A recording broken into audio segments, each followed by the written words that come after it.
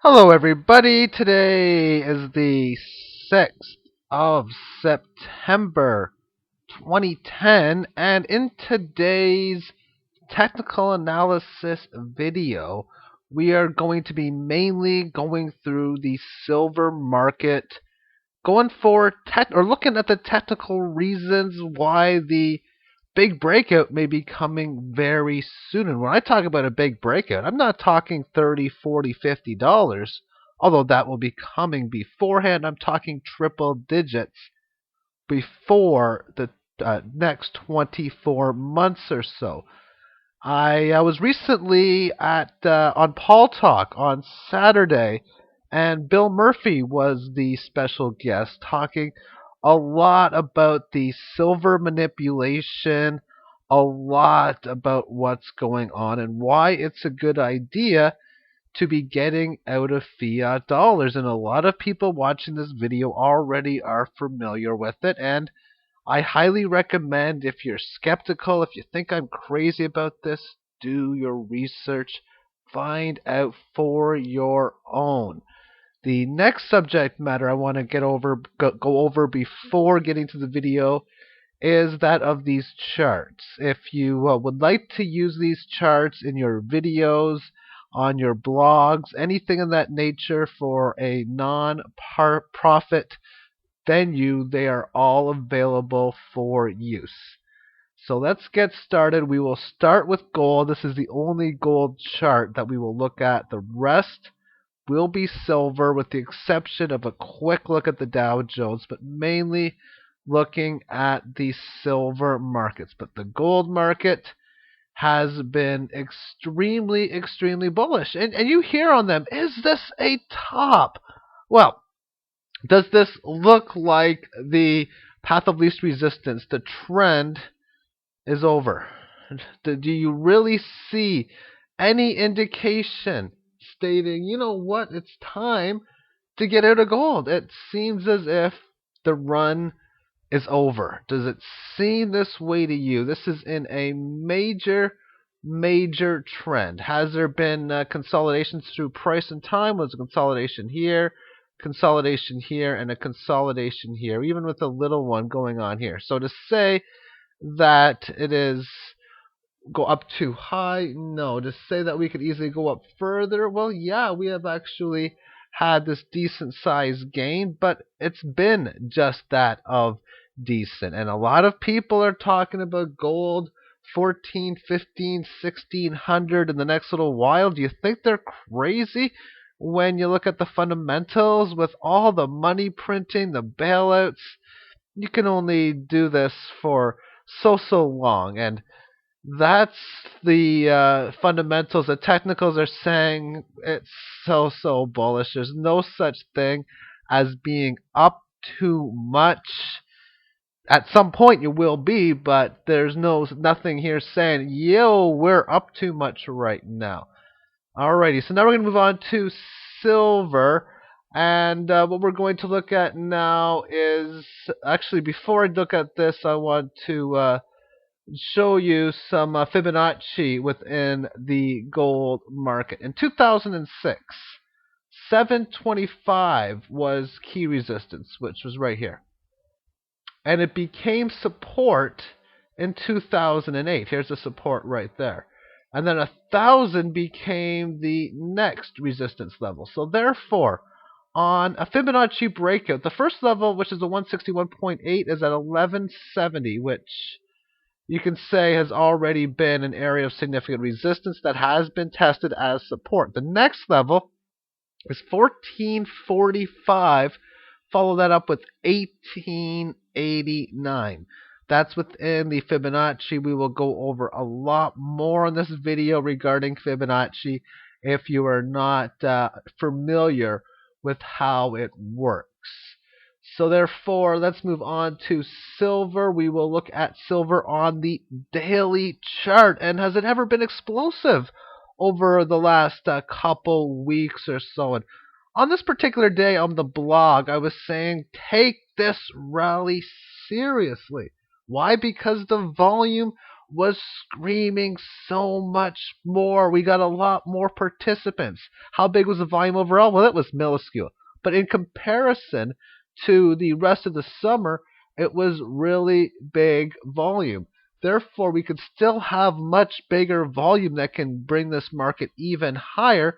But since this move, it got above this key level of resistance, roughly at around 1860. That's a huge number. I mentioned on my blog also that it was an area to go long based on a technical indicator that I will go over a little bit later on. But look at each one of these individual candles. When you see a candlestick, this is where the open is. On a green candle, you open at the bottom, and the close is at the top. On a red candle, the open is at the top and the close is at the bottom. Any lines you see are intraday movements.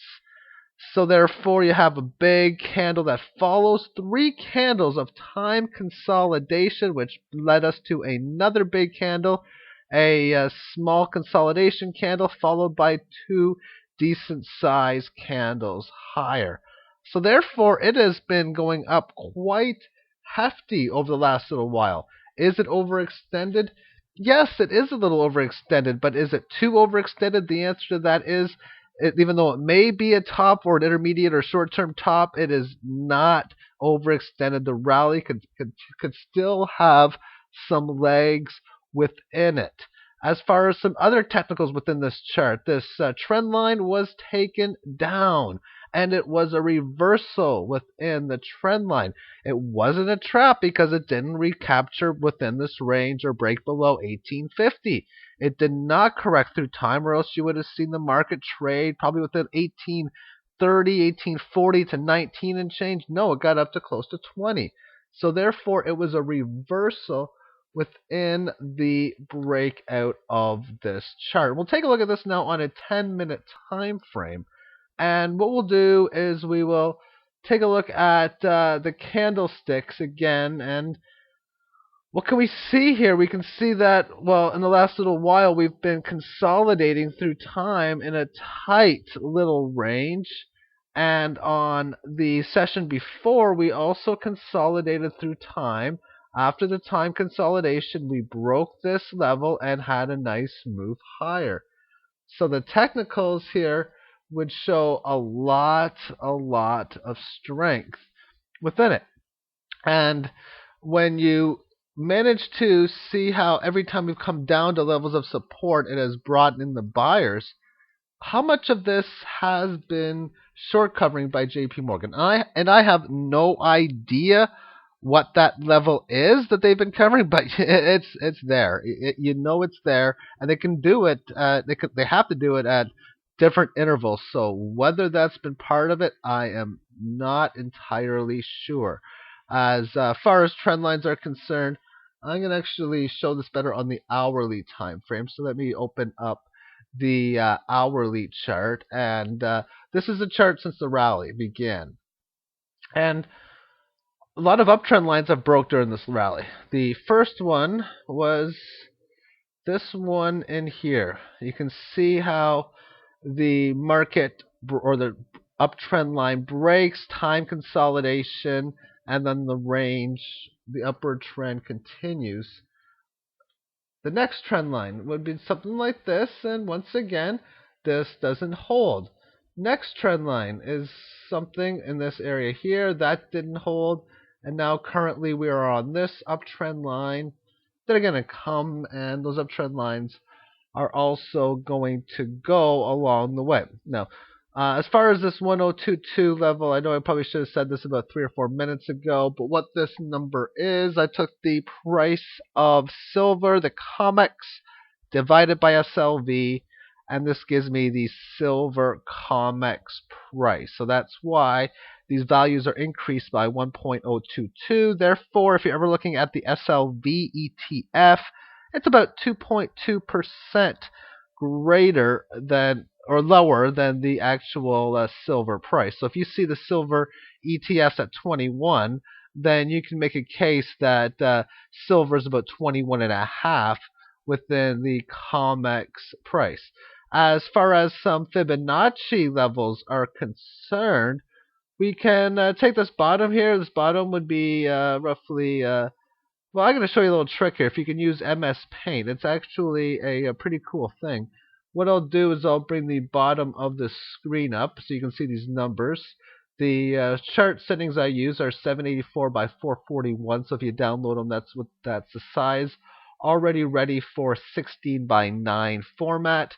But you see the number on the bottom left-hand corner where it says 335. That's an important number. What we want to do is we want to take the top and the bottom, and the top on here says it is worth, or the number is 62. The bottom of this is, what do we got here? We got 374. 374 subtract 62 would be 312. That's the difference that we have on here. And just so I don't forget, I'll just write the number on the top left-hand corner. And what we want to do is we want to take, we'll take 38.2% of that number, which is 312, and that gives us 119. 119, interesting number. So this number here, which was 62, if we add that number, if we add 62 to that number, we can get a good Fibonacci level, which is about 181. So that's where we're going to draw a line, is upwards to the 181 area, which is right here. This is your Fibonacci level. At least the next one on the downside. So if you have any retracing, that would be an area you would expect to play out as a level of support. As far as on the other side, I can take the length of this move, be somewhere in around here as the next one. And ironically enough, that this area would be work out to the 61.8% Fibonacci, because what I've noticed a lot of times are the key Fibonacci's just magically happen to work out to where big support and big resistance happens to be. And if we take a look at where we could go, for example, well, I think if we move higher, I would assume that this big level of resistance here at 19, we'll say 70, would be an area I would expect for the 2/3 retracement to come towards. Okay, so if that's the case, we would need to know what the difference is, because the way Fibonacci works out, you take the difference and you multiply that by, we'll say, 6.18%. We add it from the low. And we know what the low is because the low is 17.8. So we put difference multiply 61.8% plus 17.8, and that would get us where we need to go as far as the Fibonacci number. I'm trying to think of what it is that would be the top here. So we'll say 1973. So now what we can do is do the algebra that they said, oh, we'll never be able to use this in the real world because that works out to P 61.8, and what we do is we subtract the 17.8. Therefore, what we'll do is we'll divide this number by 0.618, the difference that is, which would work out to about 193.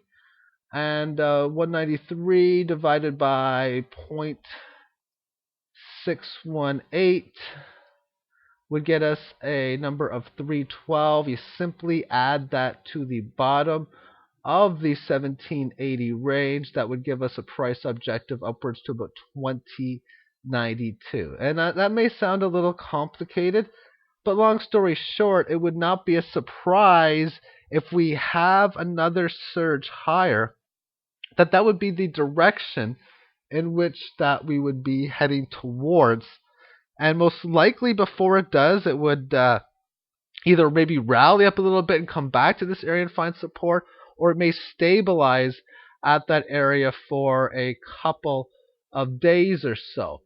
And what we're going to do is we're going to take a look at the next chart here, which is the daily chart. We're going to revisit the daily chart once again. And one of the indicators I was talking about on my blog was to make the play at 1860 on silver. Why? Because it broke this significant resistance. And this indicator is the direction from the 50-day low.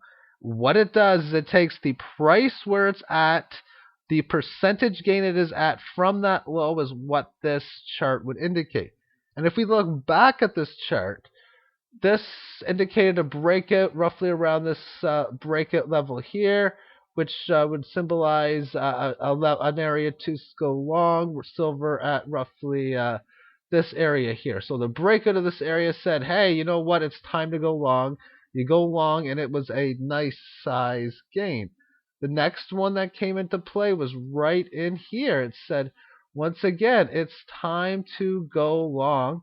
And the long play was very successful. I think that was the same one. Once again, this play here said to go long.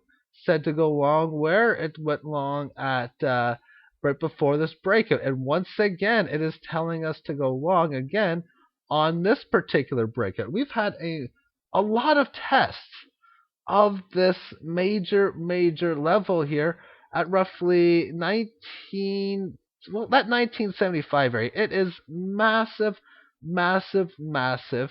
And what's very impressive about this action is you go down this February lows. Oftentimes from failed moves can come fast moves. It never did have the failed or the fast move yet, although it's not. This is one of the times where the failed move did not create a fast move. However, when you're in this big range, which we were in for quite some time, the general synopsis is when you break out of it for one direction or another, the longer the range, the more violent, the more volatile, the more aggressive the breakouts and breakdowns can be, and it's looking like a breakout more than it is looking for that of a breakdown within this chart. So we'll come back to the highs and lows on this, but I want to compare how this particular indicator works in comparison with the Dow Jones industrial average. And this is the Dow Jones with the same indicator on it. And it was saying that you wanted to go long here, or pretty much in a breakout somewhere along here, which said that you want to buy pretty much on the after it was starting to rally from the March lows. Again, in here, it was saying that it was time to buy, which was on the breakout of this failed inverted head and shoulders pattern. Then again, when it broke down below here, it never gave an entry point. But also, you want to consider that you see how on this chart that it's starting to trail off. Well, why is that? Because this low kept on getting higher and higher. So therefore, that would make it a lower percentage gain from its low because the 50-day low would change. So that's just a little bit of an indicator. And this is a little number that I was making up. I don't know how good this would work over the long-term period, but based on its pure math, it should be working very well at getting and indicating when the breakouts should at least occur. And I think that's what it would be best used for. As far as the Dow Jones in itself, you can make the same sort of case like you could with silver. You have a nice little bull run, and then you have a range through time. So once again, what's the breakout or breakdown going to be? We've been in this range for quite some time, pretty much for the entire calendar year. Therefore, the breakout or breakdown most likely is going to be volatile, which means most likely Dow towards the high 12,000, 13,000 area on the upside, and probably towards the 8,000s on the downside when the range actually gets violated. Next up, we're going to take a look at the weekly chart on the silver again. So we'll go back to silver. And this has the little dates on here, which I think is quite important because this is the lows that established back on the 28th of October of 846. And it had a decent sized gain. And silver can do this. We're not getting these types of gains over a short period of time where it goes up like 60-70%. Yes, it came from the bottom, but silver has done this many times before, and it looks as if the momentum and energy is going on right now means it will happen again. It establishes a higher low on the 20th of April, comes back, it makes a higher high, it makes another higher low, And another big gain from 1247 to 1950. That's well over 50%, or around 50%. Nice little gain. Higher low at 1450, and then the rally momentum slowed down. We did make a higher high officially by numbers. It wasn't by much, 1.5% from the previous one, but it was still a higher high. The June levels on June the 7th, 1720 was the level. It held this significant level, or held a level that was really nice, because I don't have it written on here, but the Fibonacci from this high to this low, it works out that it retraced 38.2% successfully. That's massive. And now we're going to look at the monthly chart for silver. Each one of these candles representing one full month of trading. And this goes back to 2003. And what we see on this particular chart, let's look at the candles a little in depth. The time consolidation gives us this tight little range. It breaks out of it, and here consolidates for about 3 or 4 months, and it has a huge move to the upside. Markets correct either through price or through time. This is a price correction. One candle going from 844 to 544. That's a reduction of about a third of its value in just 1 month. But it was able to consolidate that gain and then get back to or very close to its original highs and keep this consolidation through time. So after the gain higher, it consolidates through time, and then it has a huge market surge over 1, 2, 3, 4, 5, 6, 7, 8, about 3/4 of a year. It goes from this low area of about we'll say 6 2/3 up to about 15. That's a gain of over 100% in a relative short period of time. It has a small price correction again, 50.20 to 9.44 in 2 months. That's pretty extreme. So if you see silver go up to like 50 or 55 and back down to 30, don't be surprised if that happens. That's normal silver action. And from that bottom, it managed to break above, find support at previous resistance. And where was the breakout? It was on this particular candle. And that's the move that got us, which was from this low of about 11 up to 21. There's doubling its value in about another half year. From this move, we had a correction through time, consolidation, and then boom, 3 months, bringing it from the $18 level down below 9, losing half of its value. Now, the big thing is, you made your first lower low. So the weary signs are, eek, we got a lower low. Now we got to find a way to have this thing not break down on us. And what people would be looking for is, well, what's a 2/3 level from this high and this low? And some people would say, well, just by a blind eye, it looks like somewhere around this level. And quite frankly, you can see that it is. And I got the Fibonacci up here, 846 and 2135. The 2/3 exponential Fibonacci is 1499 and 1643. So therefore, we can see that this 1499 held, and even the linear one worked out very well. And now that we're coming into that breakout levels that we've been seeing, it looks like we're going to make a test up towards this previous high in 2008, which is roughly at around the 2135 mark. That would be the next little area that you may look towards as an area of resistance. I already gave that number already of high 20 level. There are so many different levels if you look at different areas, but the 24 that I talk, or the 32 that I talk about, is a reflection from this low of 4. You can't see it too well on this chart. We will later on the quarterly chart. And the high of this double top hit roughly at about 8. In fact, I used a range from 4 to 8. And it had a Fibonacci level roughly somewhere around here that obviously scored through it big. The next one was up towards this area here, which was resistance.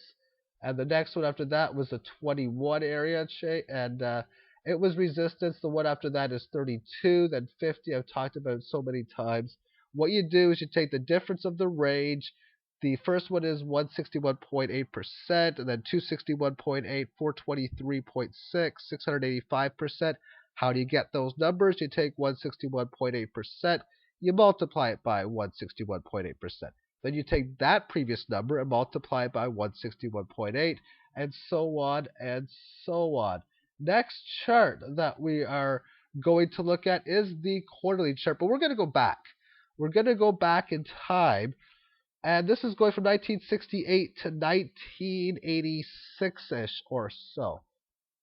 And I want to go over the 1970s run because I think it's very important. And we've seen here from this bottom that we had, what, 1, 2, 3, 4, 5, 6, 7, 8, 9 different candles that took it from this low to this high. The price movement was from like $1.25 up to over 6. So that's about 4 times its value that it was able to increase. And notice this time consolidation. And this is a hefty, hefty long time consolidation.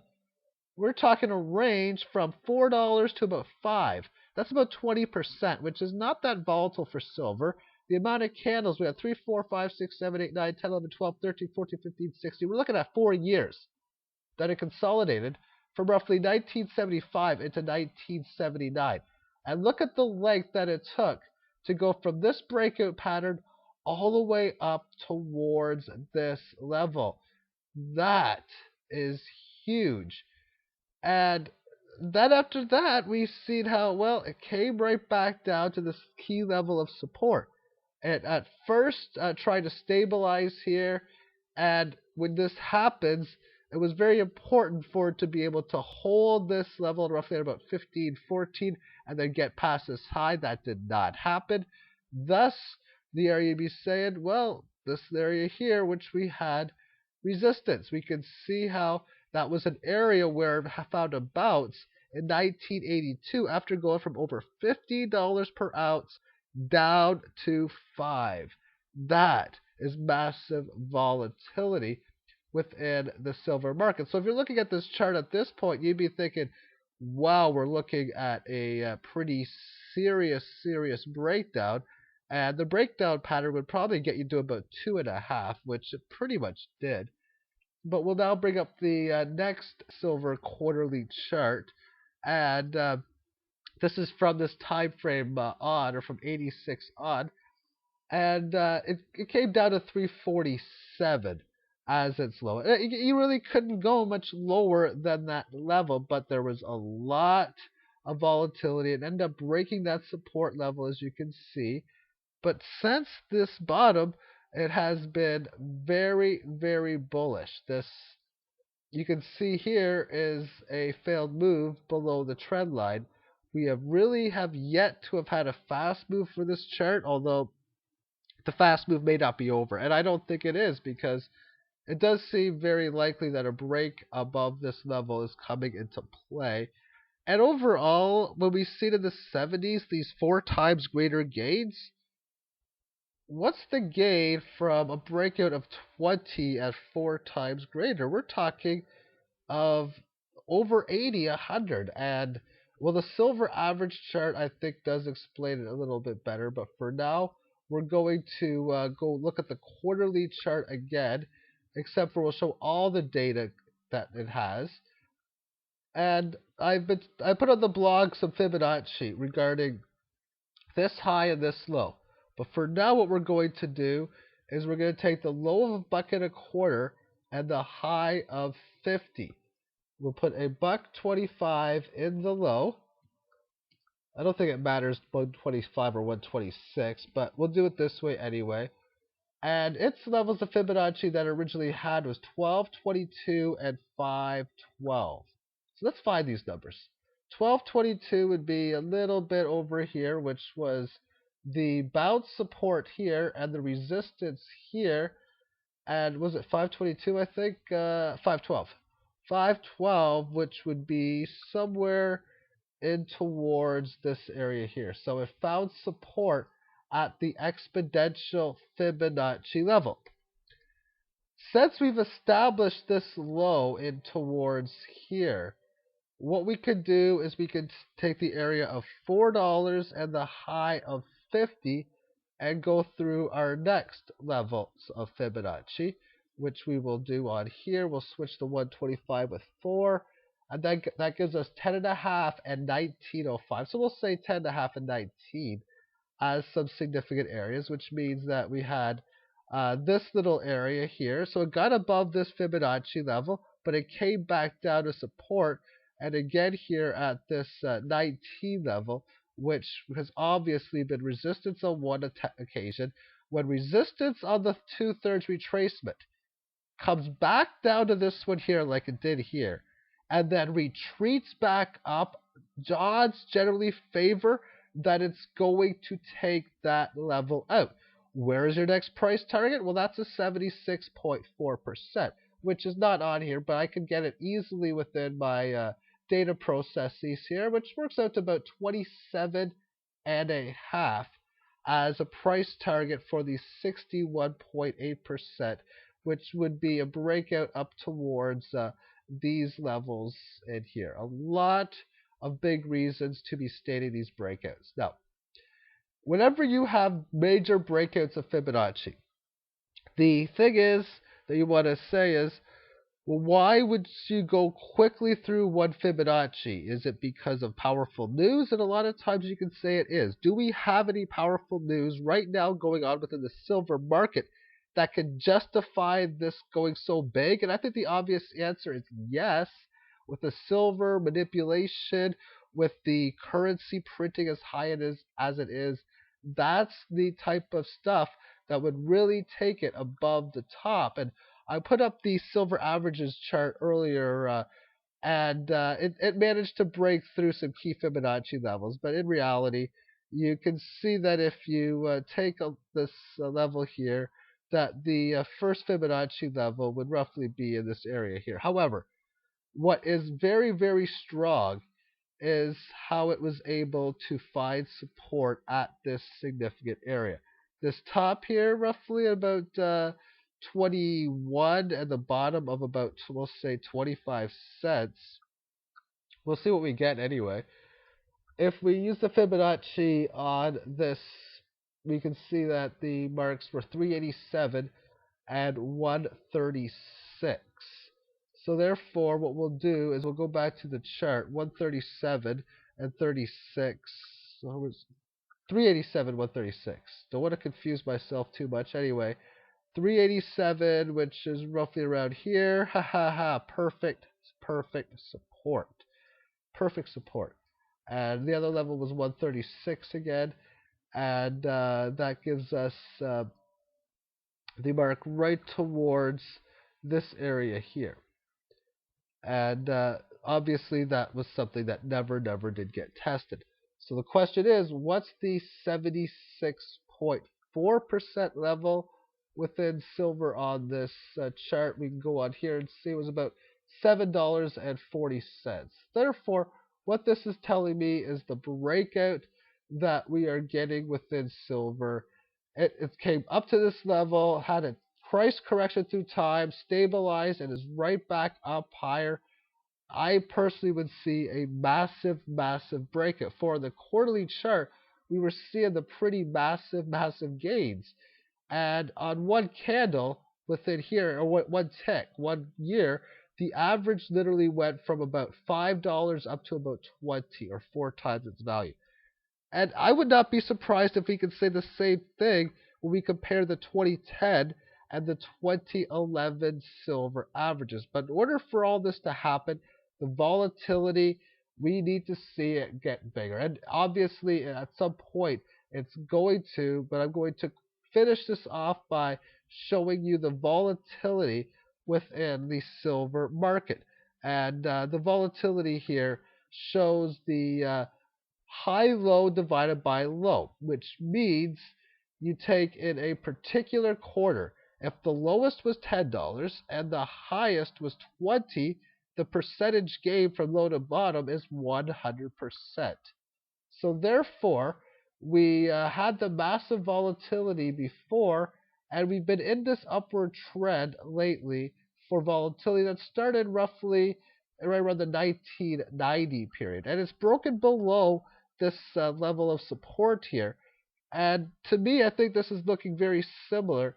This breakdown and this breakdown. It wouldn't be much of a surprise to see a big surge like this happen. But for now, the volatility has been low. Excuse me, has been low, and it would not be a surprise if we had another test up towards having 50, 60% volatility in one particular month. Thank you everybody for watching this video, and we're in for some crazy times. And you got silver? Take care everyone.